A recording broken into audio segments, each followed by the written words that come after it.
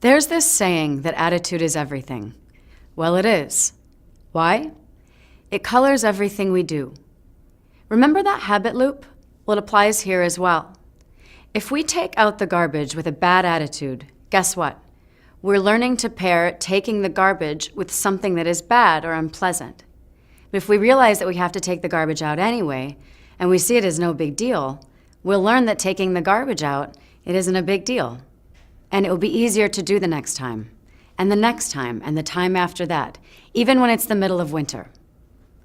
The businessman Frank Outlaw said, "Watch your thoughts, they become your words. Watch your words, they become actions. Watch your actions, they become habits.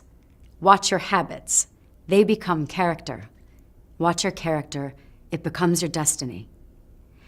The same is true not just for taking the garbage out or smoking, but everything that we do in life. If every time you have a craving for a cigarette, you think something like, "This sucks," or "Why do I have to deal with this?" or "This is never going to work," then you're going to set the habit for it to suck. It will be less likely to work, and you will have to deal with cravings for a lot longer because you'll keep smoking. On the other hand, if you can start to practice bringing a playful curiosity to your cravings, it will be much easier to do these practices.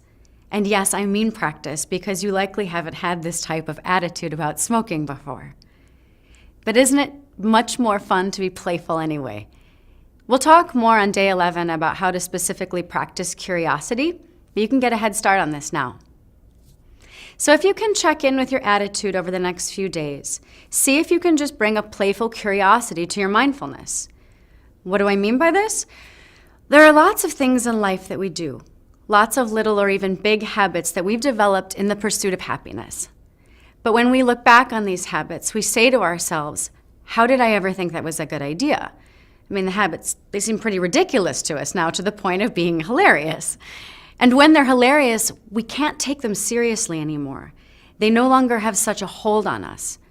This is what mindfulness helps us do. Pay attention. See when we're doing something ridiculous and forgive ourselves for having set up that habit. Naturally, just let go, just by seeing the hilarity of it all. We can bring that same playful attitude to each and every craving that comes up.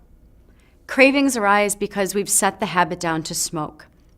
And that's okay. It's just what the conditions are right now.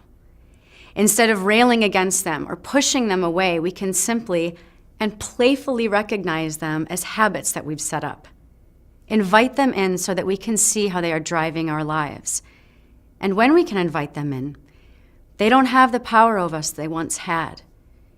We can see that they're just sensations in our bodies. And this is the funny part. Sensations that are literally driving our lives. And when we really see this, it becomes pretty hilarious. It's pretty hilarious, all of the crazy things we do just to satisfy our cravings. Going outside in the middle of the freezing cold at night to buy cigarettes, obsessing over when we're going to have the next opportunity to smoke. And we thought we were in control. See if you can bring a playful attitude to this practice too. When watching cravings arise, see if you push against them. And if you do, just notice this and see if you can remember that this is some crazy habit that you've set up.